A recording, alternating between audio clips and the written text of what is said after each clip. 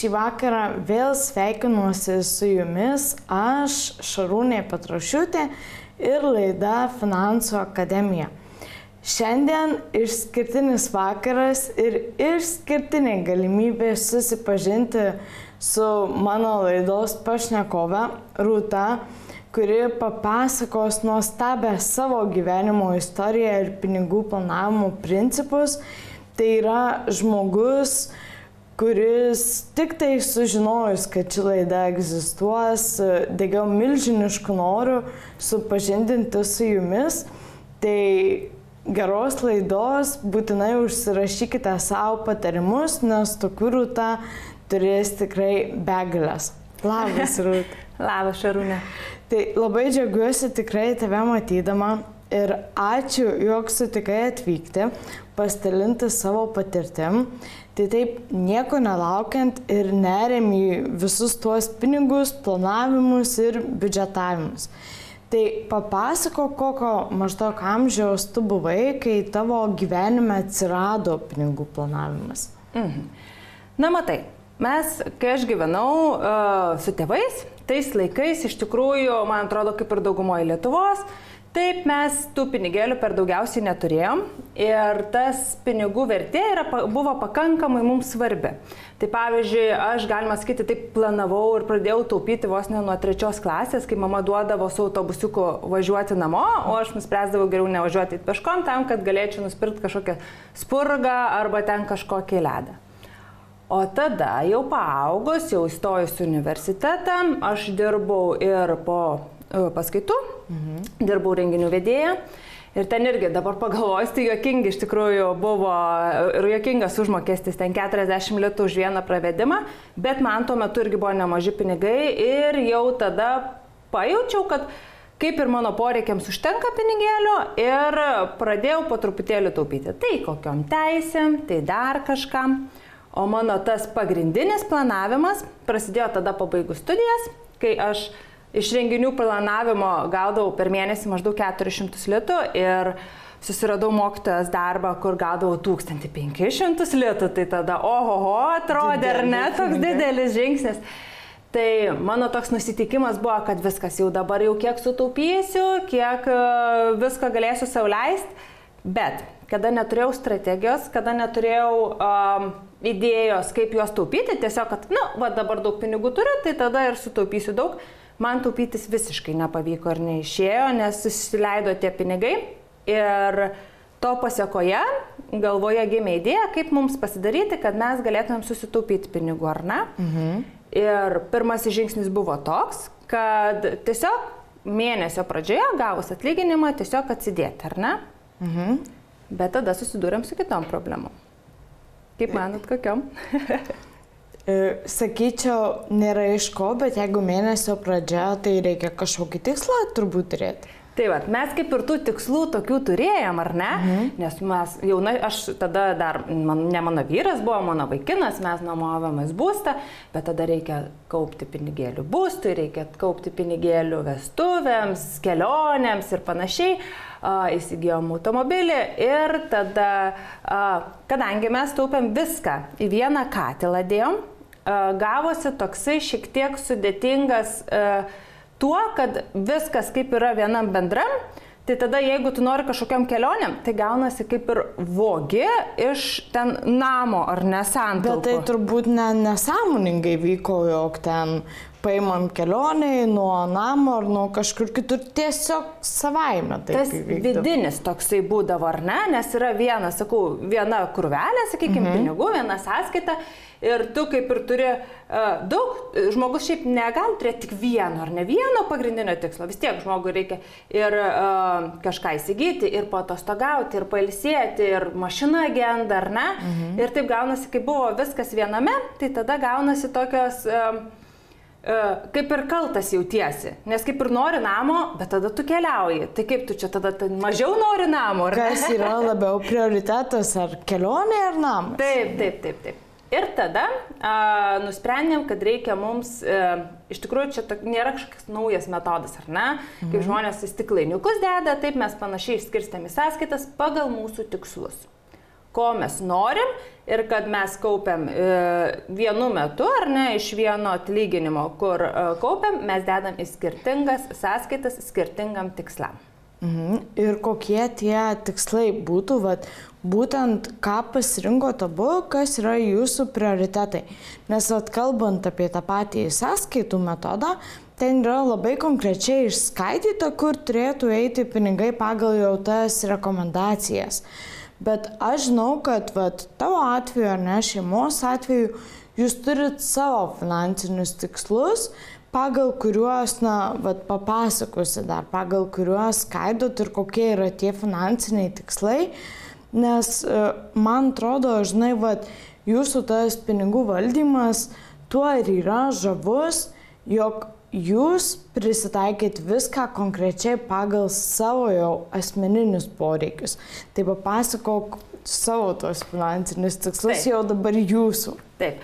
Tai iš tikrųjų mūsų pagrindiniai tikslai ir iš tikrųjų čia mes dabar kokius 7 metus taip labai tendenciškai ir keliaujam tuo keliu, tai vienas iš pirmųjų mūsų buvo, kadangi žinojom, kad galim turėti reikalų su vaikučio atsiradimu ir kad labai brangiai kainuoja pagalba, tai iš tikrųjų vienas mūsų buvo tikslas čia sukaupti pinigėlių ir iš tikrųjų šitas labai pasiteisino, nes tikrai ir reikėjo pinigėlių ir visiškai be jokio skausmo, nes tai buvo tam skirti pinigai, tai taip juos ir leidom. Ir be streso. Ir be jokio streso, nes mes turėjom čia tą, sakykime, apsauginę pagalbę, ar ne, mes turėjom šitam skirtus finansus.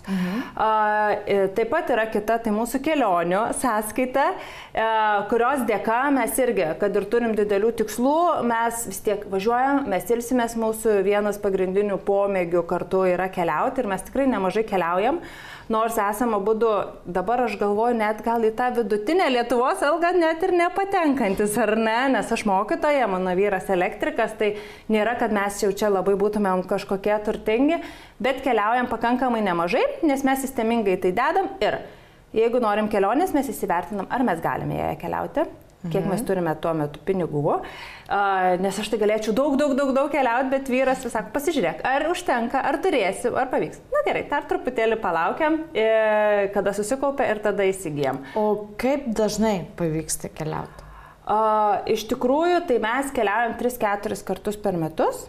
Kai nebuvo vaikučio, tai mes keliaudavom rudenį, kažkur pasimaudyti, pasideginti, keliaudavom vasarą su draugais, čia kalbu apie užsienio keliones, ir pavasarį į tokias labiau pažintinės, į kalnus ir panašiai. Dabar, kadangi turim vaikutį, tai dabar šiek tiek tas mūsų kelionių grafikas yra susipainęs, mes dabar daugiau, bet trumpesnės keliaujam, nes turim senelius, tai mums išleidžia pagelbėję, tai buvom su vyru ir Škotijoje rudenį, keliom dienom, po to mane išleido jau palsėti nuo šeimos, nuo vyro, viską su draugėm keliavo, su draugė keliavau į Vokietiją. Tada pavasarį į Lenkiją važiavom, dabar turim Norvegijos kelionę, taip, bet trumpesniu laikotarpiu, taip, 4-5 dienom. Ir dabar organizuojamės, ieškom jau su vaikučiu keliauti į kokius šiltus kraštus rudenį. Nes mes irgi, kadangi turim susitaupę, turim savo sąskaitų pinigų, mes galim iš anksto pirkti kelionę, ar ne? Taip. O visą laiką pigiau būna, kaip perki iš anksto, ar ne? Tai mes jau dabar žiūrimės rudenį, tada vėl prikapsi kiekvieną mėnesį tų pinigų, tada žiūrimės, kur gyventi, nuomotis automobilį, mes tokie labiau aktyvūs esam keliautojai, tai taip žingsnis po žingsnio ir mes susiorganizuojam. Nu, super. Ir dar vienas iš tikslų, tai kaip sakėm, vaikų kelionės, taip turim mašinos, taip galime pasakyti. Tai jeigu, pavyzdžiui, iš mašinos sąskaitos eina visiems draudimam, tai nebūna, kad man draudimas pasibaigė, dabar iš kur čia greitai susimokėti. Tai yra ir draudimam, tai yra ir visokiom padangom, visokiom remontam, tai irgi nėra streso, jeigu kažkas atsitinka. O kadangi tai neatsitinka labai ten dažnai, tai jau kapsi ir naujai transporto priemonė po truputėlį pinigų. Tai kokius jau taip, sakykime, didžiausius išsikeltus finansinius tikslus pavyko pasiekti? Tai, žinot, aš visą laiką norėjau, kad iš vaikystės norėjau, kad kai aš užaugsiu, kad aš galėčiau keliauti. Tai aš va šitas vienas iš mano tikslų, kad tai yra toks tęstinis, ar ne? Kad jeigu aš noriu, aš ieškau bilietų, aš galiu skristi ir keliauti. Man nereikia kentėti ir žinot, kad nėra pinigų, negaliu keliauti. Mes visą laiką tendensiškai darom taip, kad būtų pinigų kelionėm, ar ne? Taip pat, taip kaip minėjau, išleidom pinigėlių ir pagalbai, ar ne, vaikų atsiradimui. Taip pat ir automobilį esame įsigiję. Tai čia vieni tų tokių pagrindinių mūsų tikslų. Ir būstas? Ir būstą, taip. Turim ir būstą įsigiję, bet ne pilnai savo lėšom, tai yra ir su banko pagalba, žinoma.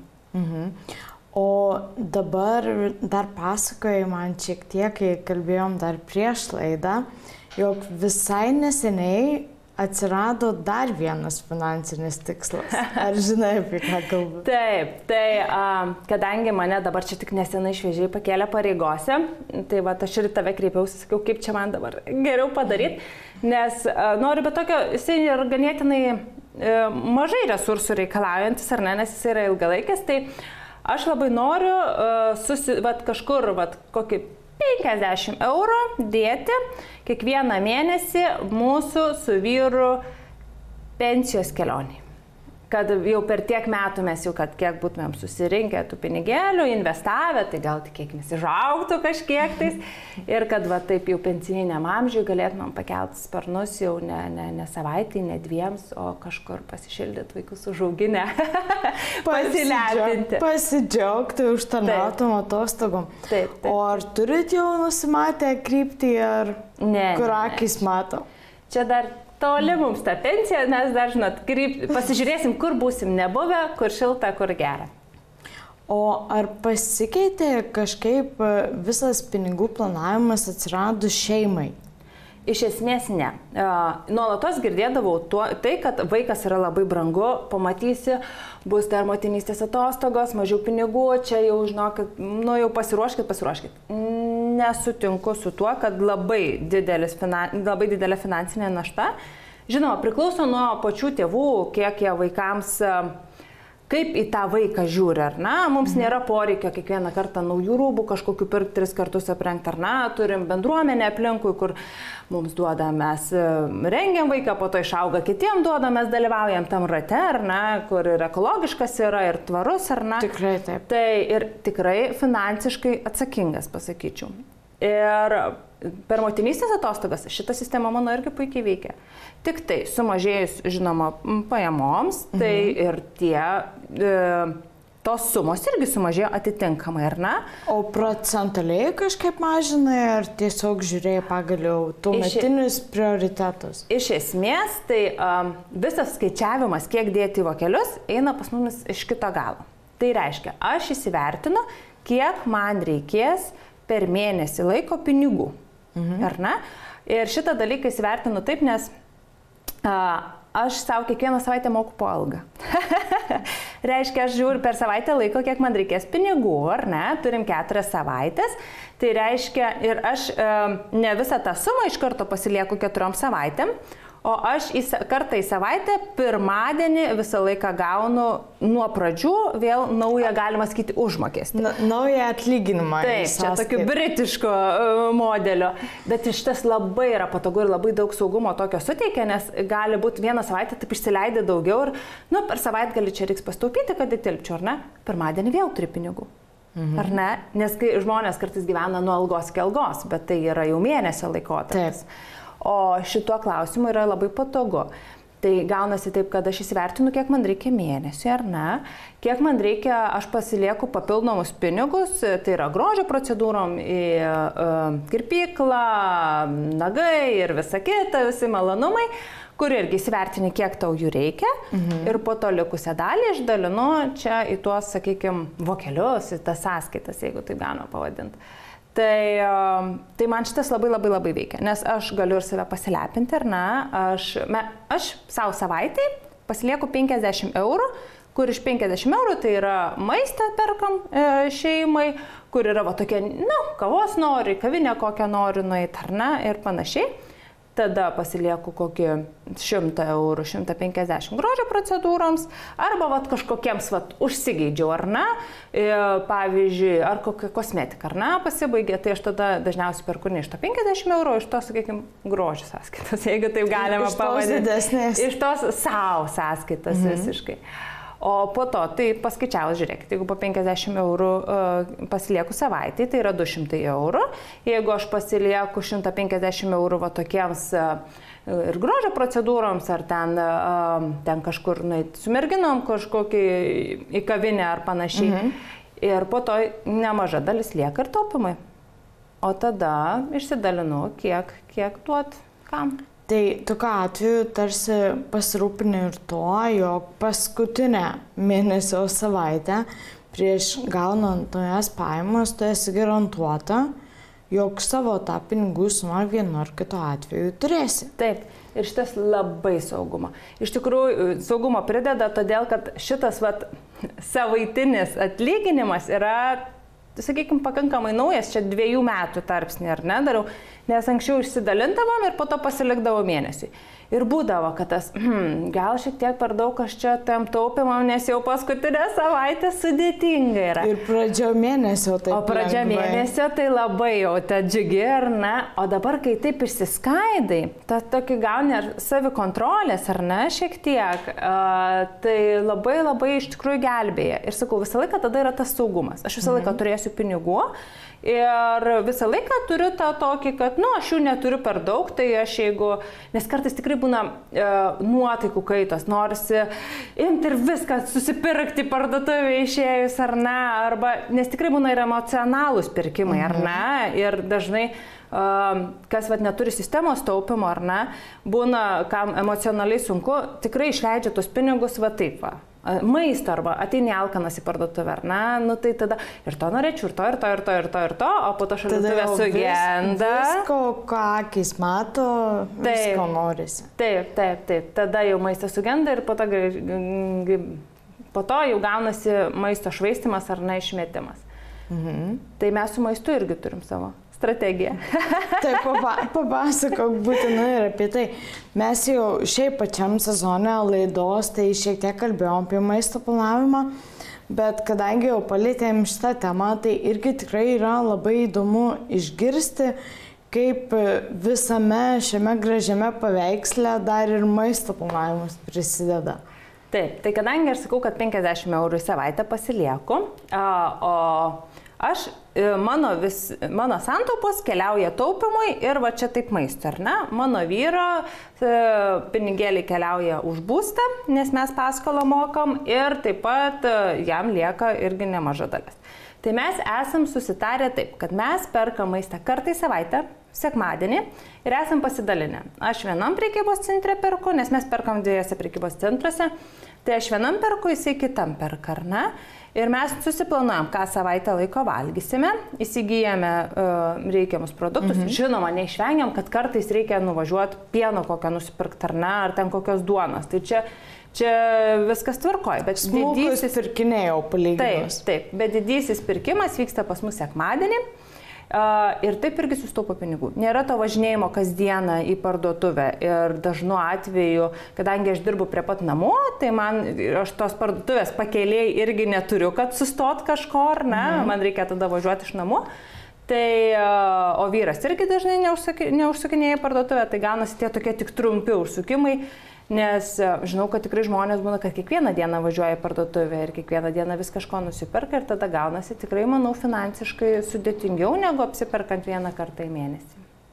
O tų impulsyvių pirkinių visiškai nepasitaiko, nes... Oi, pasitaiko. Taip, klausant, tai atrodo, žinai, kad tobulas rožinis pasaulis, o žinau, kad tikrai, kad ir kaip atrodo, kitą kartą planuotum, nutinka silpnumo akimirkos. Pasitaiko tikrai ir tokių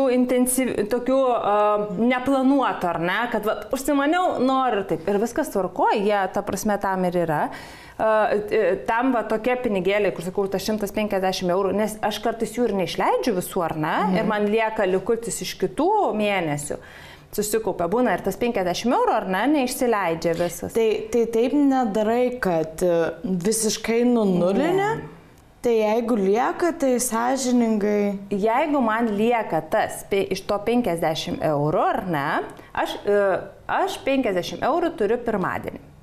Jeigu man lieka sekmadienį koks 10 eurų, aš jį permetu į savo sąskaitą ten, kur 150. Ir pirmadienį pradedu nuo 50. Tai man tada dar azartas būna tą 50 pataupyti. Aš visą tai žiūriu kaip į žaidimą. Man tai patinka. Aš savo kolegoms irgi pasakoju ir sakau, o Dieve mano, kaip tu apsikrauni, kaip taip įmanoma. Aš ir laukiu algos, tam, kad čiuk susiskaidau, susidėlioju, viskas, visur peržiūrėjau, kiek kur yra, nes irgi labai smagu matyti rezultatus, nes matosi tie rezultatai. Panašu, kad taip, jeigu per tiek metų sistemingai matai pati ir šeima mato, jog tai veikia, manau, kad tai įkvepia ir tavo aplinką, kiek man teko girdėti. Taip, mano sesė irgi iš tikrųjų, taip, jai irgi atrodė labai viskas sudėtinga. Ir kažkaip čia, kaip tau čia taip išeina, tik tai tau taip išeina. Sakau, tu imk ir pabandyk. Tu vieną kartą imk ir pabandyk. Ir man atrodo, jau kiek čia jau metai laiko, kaip jai yra labai čia sėkmingai. Nes jinai dabargi vestuvės planuoja, tai irgi vestuvių planavimui pas juos nes yra irgi skirtingi tikslai. Mes vienusgi savo tikslus turime, jie kitus tikslus. Tai kiek žinau, kad tikrai veiksminga yra. Ir tikrai nėra skausminga, nes tu visada turi pinigų.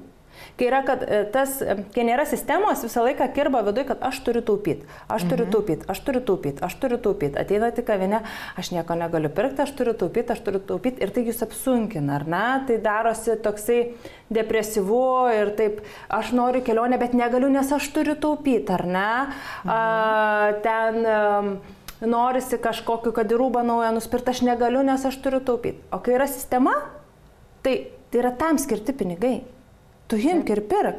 Tu kelionės pasitaupai, imk ir pirk, jau šaukia kartais tą sąskaitą, pažiūrėk, jau pas mane visai nemažai susikaupė, jau gal laikas kelionėje, ar ne? Tai kai yra sistema, tai yra vidinis saugumas, tai yra galimybė sau leisti, tai ką tu nori sau leisti, ir yra savikontrolė. Vat kaip tik dar visai neseniai pažįstama su manim pasidalino, kuo skiriasi žodis taupyti ir kaupti. Sako, ar žinojai, kad taupant, kaip sako, man reikia, aš turiu taupyti, tai taupimą asocijuojam daugiau kaip atėmimą iš savęs pinigų, atimam ir tarsi nematom, kodėl mes atimam ir save ribojam. O kai kalbam apie pinigų kaupimą, tai kalbam apie tai, kad mes didinam tarsi pinigus esančius ir tuo pačiu planuojam savo finansinius tikslus, kažkokį geresnį gerbuvį, geresnės pramogas, kokybiškesnės pramogas ateityje. Tai man atrodo, kad tai ir su tuo yra labai susiję. Kaip mes save programuojam kiekvieną dieną. Ar galvojam, kad atimam? Taip. Ar galvojam, kad ruošiamės patogesniam gyvenimui? Taip. Tai aš manau, kaip pasakojau, taupau, tai yra tas labiau variantas kaupiu. Nes iš tikrųjų, tie, kurie labai sugalvoja taip drastiškai pradėti taupyti, ar ne? Taupyti kaip tavo variantą, ar ne, kaip pasakojai. Tai tada jie labai greit pasiduoda. Tas pats kaip iš karto mesiu svorį, nebevalgysiu ir vien sportuosiu kelios dienos ir sveikas gyvenimas. Gerai. O kai yra sistemingai, kai yra žingsnelis po žingsnelio, ar ne, ir nebūtina nert, ar ne, aš čia dabar papasakoju ir atrodo labai sudėtinga visa šita sistema, bet nereikia ją iš karto nert, kad viskas. Pasižiūrėjot laidą ir dabar jau 5 sąskaitos, po savaitinius. Ne, po truputėlį, žinkit, matot. Išeina susiskirstyti į sąskaitas. Labai gerai jaučiatės, liuks. O pabandykit dabar į tas savaitinius. Gal irgi patiks, ar ne, ir pajusite.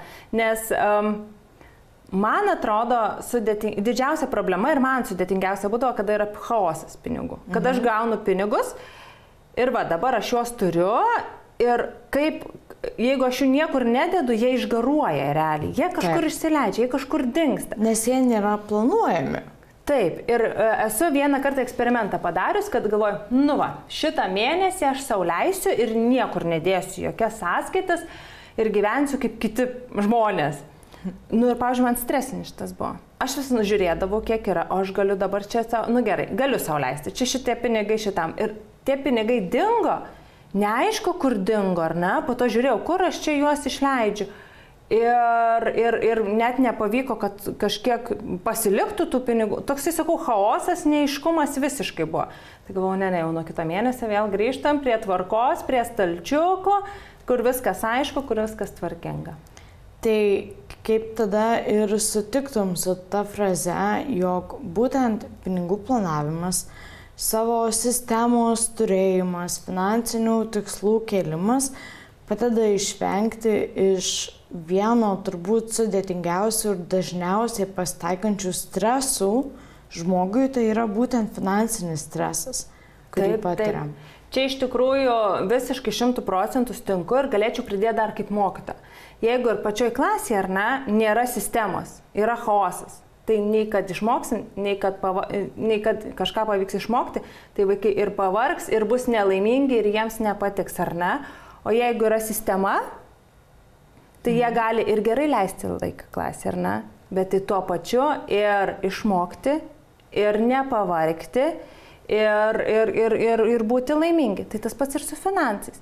Mes galim turėti chaosą, kur atrodo noriu daug pinigų, daug pinigų, bet aš jeigu nežinau, ką su jais daryti, tai kaip ir tie pinigai labai greit išgaruoja arba toksai, nu, nežinomybė, ar ne, būna.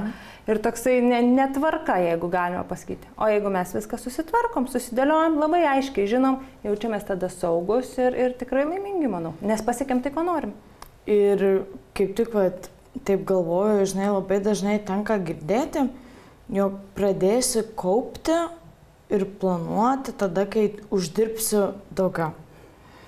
Tai sakau, žinokit, nepaisant to, kiek uždirbsit, vis dėlto aš tai taip tikiu, jog esminis akcentas yra ne kiek pinigų mes gaunam, o kaip gerai mes juos mokam valdyti.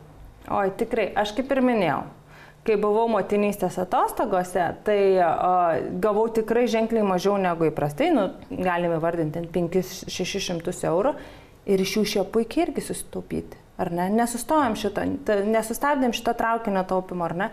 Tai reikia sistemos, reikia įsivertinti, reikia susižiūrėti ir reikia iš karto gavus algą, iš karto padaryti tam tikrus žingsnelius, kad po to jau galėtumėt savo ir kad ir laisviau ar ne leisti tuos pinigus.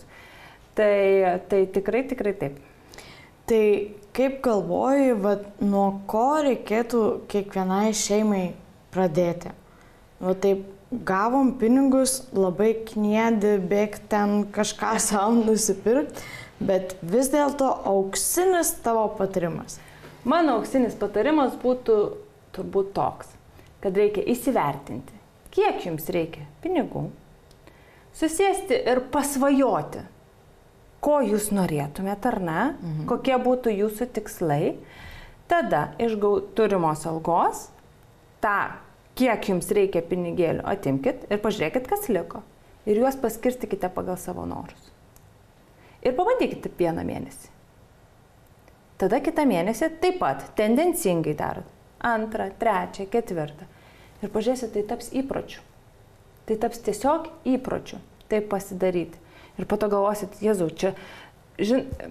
Aš per televiziją vis girdžiu, kad sako, vis neužtenka, ar ne? Vis neužtenka pinigų, reikia didinti. Taip. Gerai visą laiką daugiau gauti, ar ne? Visą laiką norisi daugiau. Padidinsim dar daugiau norisi, ar ne?